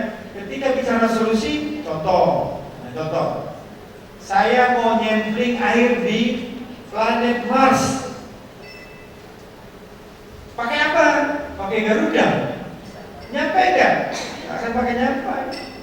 Sampai kiamat pun akan nyampe, karena tipe pesawat Garuda itu, bukan Garuda saja, tipe pesawat komersial itu jalannya horizontal dan naik pun begini. Tapi ketika kita bilang, oh saya pakai Challenger, dus vertikal. Artinya apa? Cara Anda betul. Nah, Jadi pengalaman saya di kampus itu kayak gitu aja, ya kan? Apa urgensi Anda? Ungkapkan. Apa dasar ilmiahnya? Ungkapkan. Bagaimana caranya? Gitu kan? Menyelesaikan masalah yang Anda ungkapkan. Ketika mengungkapkan itu adalah benar, itu tadi saya mau ngambil air di bulan, pakai apa? Pakai pesawat komersial, mengangkut ya kan nih, kan? Tahu ya kan nih, gitu kan? Tapi kalau saya bilang kan, saya akan menyewa pesawat Challenger, betul, nah, itu udah betul loh. Tapi sayangnya APBD pun tidak cukup ini, biaya ini gitu kan, misalnya gitu kan. Nah, jadi akhirnya yang kita usulkan itu tidak layak. Nah, kalau tidak layak, tertolak lah. Nah, itu jawaban saya dari sisi saintifiknya, dari sisi kekuasaan, beliau lah ya. Terima kasih. Begini, saya coba cari melihat data yang ada. IAIN itu salah satu kampus yang kurang ramah perempuan karena ada beberapa kasus terkait antara dosen dengan mahasiswi kalau tidak salah saya. Nah, oleh sebab itu mungkin nanti Ibu perlu ada sosialisasi tentang kesetaraan gender. Nah, nanti kalau memang perlu dari pihak luar, kami bersedia untuk melakukan sosialisasi kepada mahasiswa maupun dosen yang ada tanpa dibayar. Artinya kami mencoba mempromosikan kampus ramah gender. Nah, kampus ramah gender memang ini salah satu sebenarnya inovasi kami tahun depan itu kampus ramah perempuan. Nah, kebetulan di Untan itu ada BEM di Untan itu datang kepada saya Bu Visipol. Bu, ada Menteri Pemberdayaan Perempuan mau datang, terus saya pikir, masa sih Mbak Bintang mau datang, nggak WA-WA gitu kan? Ternyata Menteri Pemberdayaan Perempuan di kampus Visipol. Nah, kemudian kita melakukan pendekatan dengan Fakultas Hukum kemarin. Nah, mungkin baru 2 kampus ini yang kami inginkan untuk sebagai project. Tapi kalau memang itu dari Ibu agak kesulitan mengembangkan kesetaraan gender, kampus ramah gender itu artinya memang perlu ada sosialisasi dari pihak luar.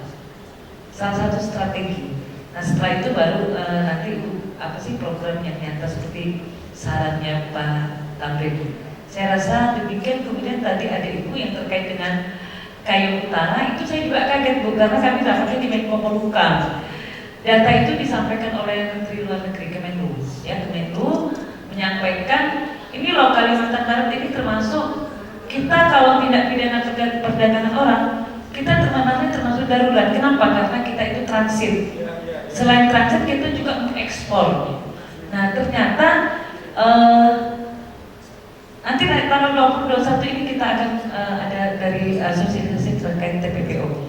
Nah, ternyata waktu kita pilih data itu memang banyak dari Kabupaten Sambas, Ketapang, Kayu Utara. Nah, kenapa demikian? Bahkan mereka itu tidak menyadari dirinya menjadi korban dari tindak pidana perdagangan orang.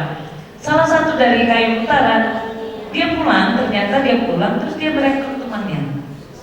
Nah, syukur temannya itu ada beberapa yang tidak ikut kepada yang bersangkutan karena kerja apa sih kok cepat benar. Ternyata di sana ditawarkan kerja di perusahaan online. Ternyata mereka sebagai customer service judi online. Nah, yang main game itu, yang slot-slot dan sebagainya. Satu kali dia bisa menjebak orang lain untuk judi online, dia dibayar 20 juta. Nah, begitu juga dengan judi scam online. Nah, makanya ibu-ibu yang muda yang cantik-cantik harus hati-hati. Ternyata ada beberapa, bahkan di sini Bu, salah satu dari boleh dikatakan pejabat itu perempuan itu tertipu dengan mengenal via media sosial. Saya bilang ibu ini nggak punya kerjaan kali ya. Kalau saya handphone tak kemana tuh ya Bu ya, karena pikiran kita di kerjaan dan anak. Nah, dia harus mengeluarkan uang 300 juta yang korban di sini. Nah, dia tanya-tanya dengan Polda, terus Polda coba untuk membantu.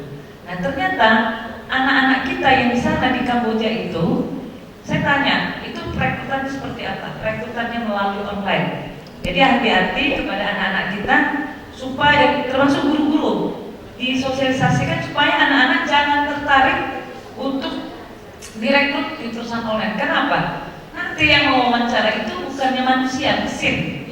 Nah, mesin yang beliau mewawancara. Setelah itu nanti mereka dinyatakan lulus, diberi uang untuk membuat paspor. Setelah paspornya selesai, mereka diminta terbang ke Jakarta. Ada yang terbangnya ke Bali. Nah, nanti dari Bali dia ke Filipina. Filipina dia nyebrang lagi ke Taiwan. Dari Taiwan nanti baru pakai kendaraan darat ke Kamboja. Nah, bahkan anak-anak kita ada standby di Taiwan. Nah, ini yang terjadi, yang menjadi miris sehingga ya udah waktu itu kita harus rapat koordinasi ke TPO untuk di Kalbar karena termasuk darurat TPO karena kita sebagai transit dan pengekspor. Nah, ini yang terjadi. Oleh sebab itu kami mengajak dinas pendidikan, ayo dinas pendidikan itu ada peraturan menteri supaya menolak kekerasan. Nah, kalau tidak selesai harus seperti peraturan menteri, mari kita baru rapat.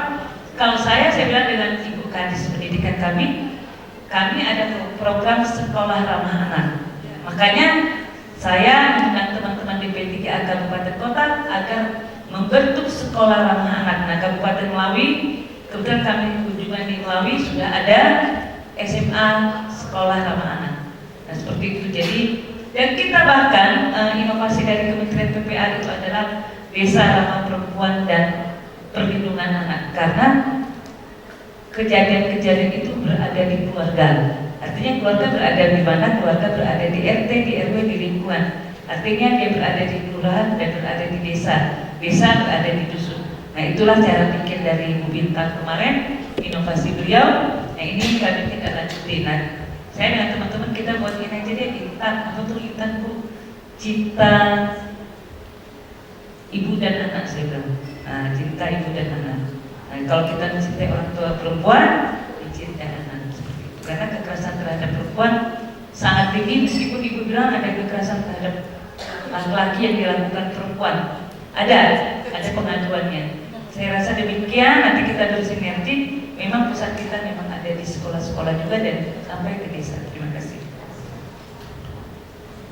Ya, kita tepuk tangan terlebih dahulu untuk Ibu dan selanjutnya kita dengarkan penjelasan dari Ibu Welia Savitri. Saya coba jawabnya Ibu ya. Rasanya di situ ada biro ya, biro pemberdayaan perempuan. Ini saya kira ada di semua kampus deh. Kebetulan saya di ICMI itu selain dari Ketua Umum Perempuan ICMI, saya di ICMI sebagai koordinator Dewan Pakar Perempuan, Anak dan Lansia. Di situ anggota-anggotanya itu banyak profesor-profesor juga. Satunya ada Bu Prof. Amani Lubis, kemudian ada Bu Prof. Imas. Itu kan mereka juga kampus juga seperti ini. Bagaimana tuh Bu Eli? Makanya saya bilang, gandeng di Perempuan ICMI.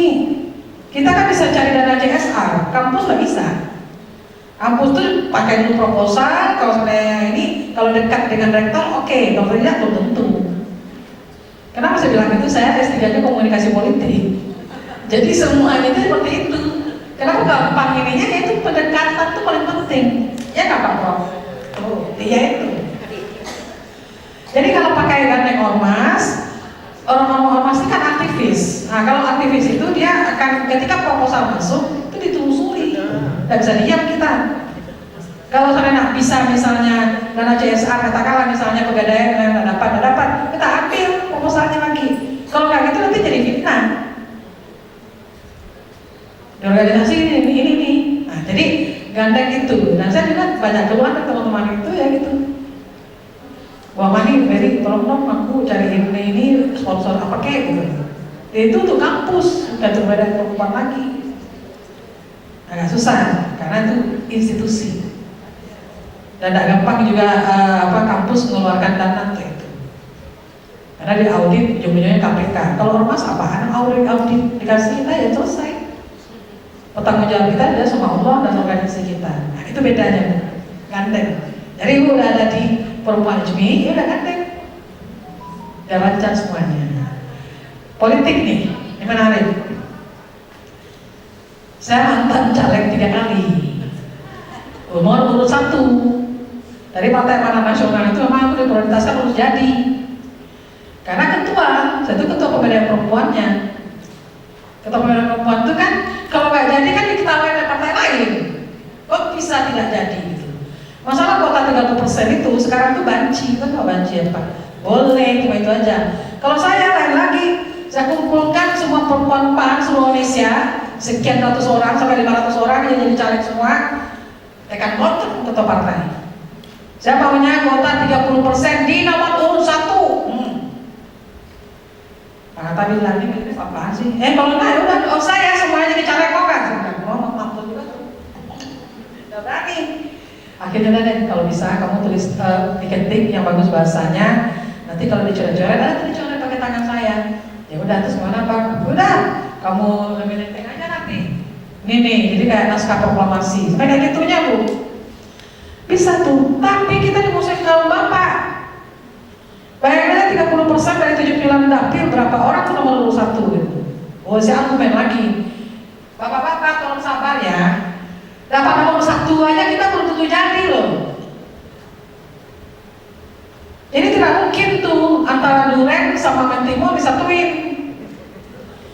Pak, tesis saya itu saya bikin di Mesir Pak.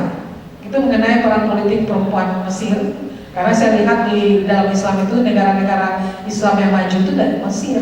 Jadi di Mesir itu ada kuota khusus diberikan dari distrik-distrik untuk perempuan khusus. Makanya di Mesir itu banyak sekali perempuan yang itu jadi dubes.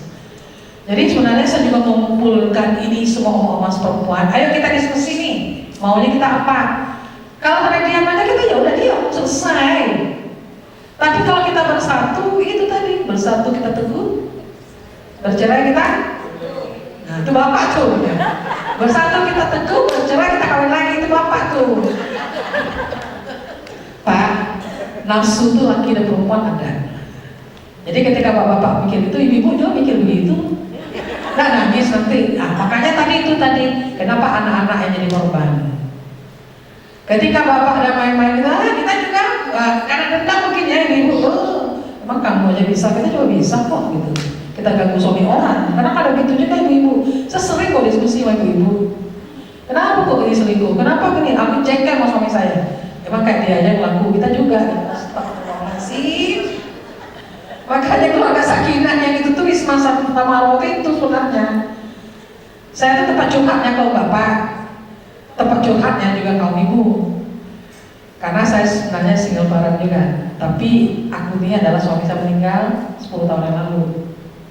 Sampai hari ini tidak tergoda, itu udah aman-aman aja. Karena saya mikirkan anak-anak. Jadi ketika kita mikirkan anak-anak tuh nanti akan ngikutin kita. Mama saya itu tidak kegatelan juga, mama bapak bersahabat aja lebih biasa. Makanya saya ambil dunia perempuan biar aman. Padahal saya wakil sekjen MUI waktu itu kan, ketika almarhum meninggal. Saya wakil sekjen Mahasiswa Indonesia Pusat, saya ketua di IJMI, saya juga ketua di BMUI, kemudian saya juga ketua partai, banyak banget jabatannya waktu itu ketika suami saya meninggal. Tapi udahlah, saya kan di dunia perempuan, jadi aman. Jadi maksudnya tadi kembali lagi ke politik. Nah selain masalah itu tadi, kenapa kok suaranya berkurang? Ternyata atau nggak ternyata? Ibu nih, ini pelajaran semua ya, siapa jadi caleg dengarkan ini. Kita tuh harus kolaborasi nih. Kita tuh harus punya tandem. RI-nya siapa, provinsinya siapa, kita tingkat kabupaten kota. Dan siapa teman kita di KPU yang ini kota, siapa teman kita KPU-nya provinsi, siapa teman kita yang di RI. Kalau tidak ada itu ya, merusak, buang aja duit sama ke laut gitu. Saya belak-belakan ngomong ini karena saya korbannya. Di mana suara saya tuh kurang, tau nggak? Ketika waktu itu, jadi Bu, lawan kita tuh caleg sama kita satu dapil, bukan partai lain. Jadi ketika ada segala kasus itu kita cari C1. Jadi ketika selesai itu, tolong tim sukses kita C1-nya diambil. Saya waktu itu kurang kan C1 udah saya kumpulkan, kurang sih tiap hari berubah terus. Ternyata ada tuh rombongan ya sama ini ya. Ada rombongan tim sukses siapa? Setiap hari tongkrongnya kantor KPU. Ngeliatin suaranya Bu Eri. Ayo, mana? Tekan. Nah, jadi tuh Bu ngurangin itu. Jadi kita bilang pemilu curang apa-apa, nggak usah gitu, udahlah, nggak usah tadi diomongin. Jadi ternyata cek satu sudah dikumpulkan tuh Pak, saya mau membuka nih ke MK kan. Segini aja nih, semeja ini ke bawah, nyari data aja, itu udah 30 juta. Satu dapil itu 1000 TPS, gimana tahu ngumpulinnya? Setelah saya dapat itu, saya kumpul-kumpulin itu yang dari tingkat kabupaten, ternyata ada selisih suara itu di provinsi, yang harusnya jumlahnya 100, dibikin 200. Kurang ajar banget, jadi gimana gak kurang suara kita? Akhirnya ngomong belum sama teman di KPU, ini gimana sih ceritanya ini? Ya, well sih katanya. Harusnya ketika maju kita kolaborasi. Siapa di KPU pusat, provinsi, kabupaten kota. Ini yang gua harus kasih tahu, kasih kabar ke teman-teman yang jadi ini yang gua jadi caleg. Contoh di pusat nih, Fitri Gayo itu kan ketua Bapilunya P3, dan dia adalah ketua bidang politiknya Perempuan Ismi Pak. Dia kan harusnya DPR RI kan, saya suruh pindah. Fit, kamu mau jadi nggak? Mau jadi Kak? Terus gimana? Pindah. Jadi jangan permisi jadi DPR RI, ambil aja tingkat provinsi gitu. Jadi kita semua nih bisa memantau nih, kita bisa cari jemaah kita masing-masing kasih suara ke Fitri.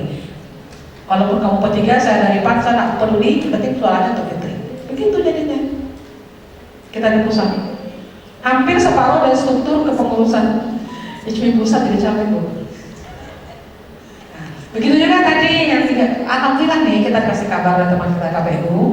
Teman-teman perempuan ini masuk dong jadi panwas. Jangan dibiarkan dia berjuang sendiri, nggak jadi nanti. Kalau jadi pokoknya siapa itu perempuan ISMI. Pasti kan?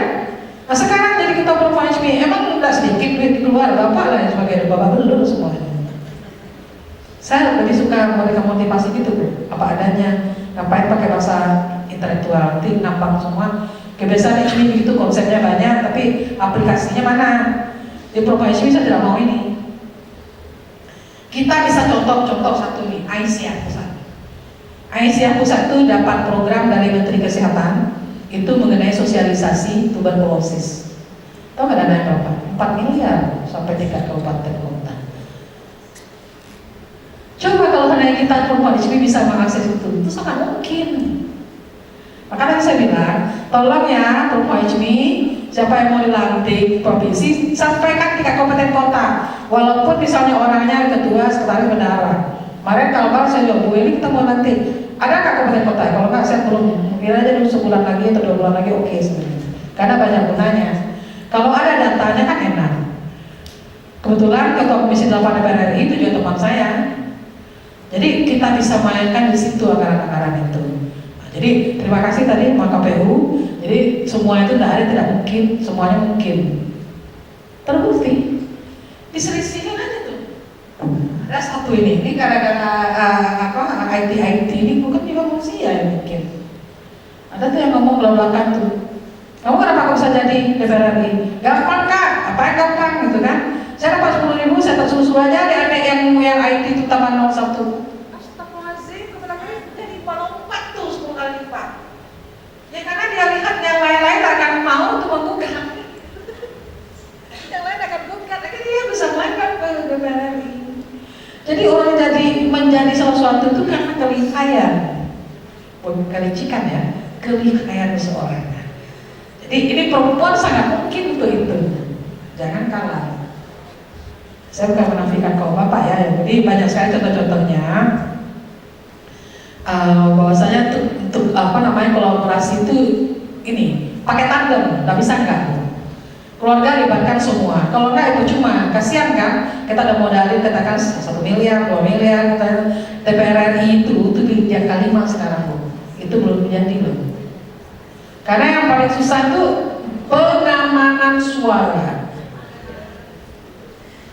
Bagaimana Kak di tandem saya waktu terakhir saya maju jadi caleg di Kabupaten Bogor 1000 Bu, 1000 TPS. Kali 100.000 berapa tuh? Untuk itu dia 1 miliar. Jadi kalau kita tandem nah jadi perputaran uang satu dapil, satu partai itu bisa sampai 15 M. Misal Partai Amanat Nasional, aku itu aja deh ya. Nomor 1 ini, nomor 2 siapa 3 sampai 10. Satu mungkin nomor 1 kita keluarin misalnya kita 3. Nomor 2 mungkin ada yang mau menang kan? Karena sesuatu banyak dia keluarin 7 misalnya. Ada lagi keluarin 1, ada semuanya begitu. Nah, soal terbanyak, soal dia jadi kita lupa, dilupain. Jadi untuk itu, yang ilmu begini yang tadi saya bicarakan itu tidak ada bakal dapat di luar. Jadi lebih baik kita antisipasi di jauh hari, jangan kita jadi pelengkap penderita atau pelengkap penyerta dari partai politik untuk maju. Tapi jadilah kita ketika maju itu ya jadi harus kerja keras, harus bikin tandem, harus juga kolaborasi sama KPU setempat. Kalau tidak ada itu nanti rugi. Lumayan kan, bisa 100 juta, 200 juta, ternyata tidak jadi, lebih baik bikin rumah. Dapat jadi. Gitu. Jadi seperti itu saya sudah punya, alhamdulillah ada pengalaman di politik. Saya S2-nya juga politik Pak, UI. S3 saya komunikasi politik. Nah, kemudian saya juga sempat menjadi maju kepala daerah. Jadi wali kota. Ternyata mainnya KPU lagi, saya tidak bisa baca. KPU lagi, saya udah tahu permainan ini. Bisa dibokongin mana? Karena saya di partai politik, saya praktisi, saya punya ilmunya juga. Ketika saya bilang, aduh, mendingan aku balik Jakarta daripada aku maju, nanti habis mubazir, lebih baik gak usah. Gitu loh. Nah, tapi kalau ada bergabung dengan perubahan ini, ya bismillah, saya tidak mematahkan semangat, tapi bagaimana ini untuk menyemangatkan semua ibu-ibu, bantu beliau. Siapa lagi jadi caleg kan tunjuk tangan. Siapa? Dari P3 itu Ibu? PBB? PBB? Nasdem ada kan? Golkar ada kan? Dia maju dari PKS. PKS aminin dong. PKS apa? Amin gitu. Ya seperti itu. Jadi saya sudah ceritakan itu semua.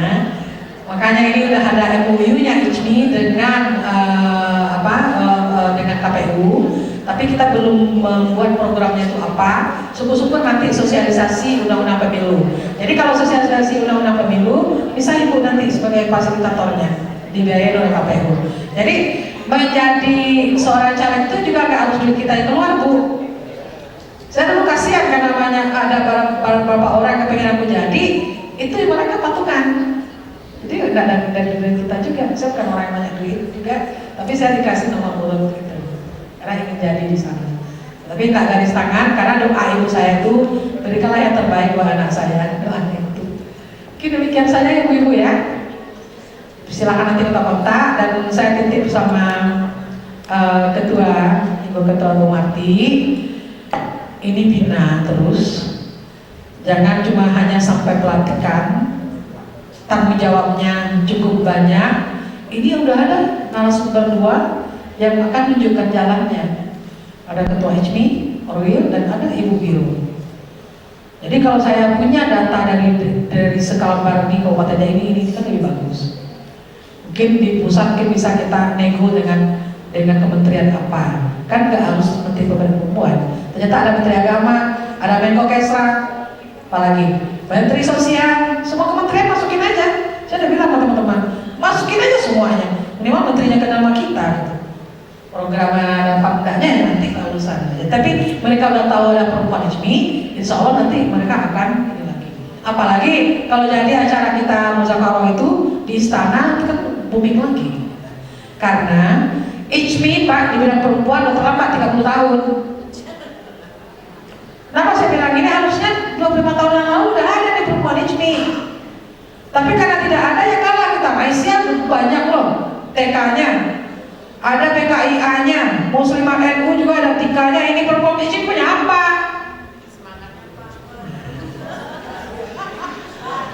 Oke, jadi kita jangan kalah ya.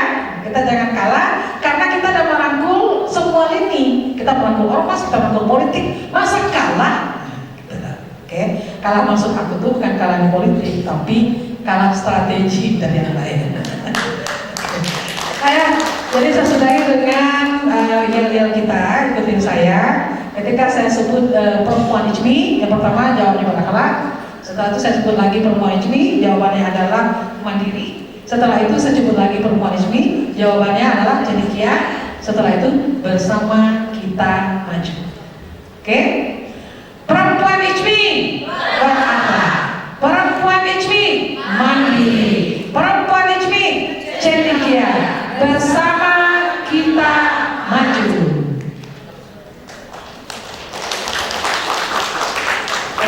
Si ibu kita ulangi. Semangat dong. Berdiri deh. Kalau duduk itu emang kita harus semangat. Kalau duduk itu kita ngantuk. Ayo berdiri.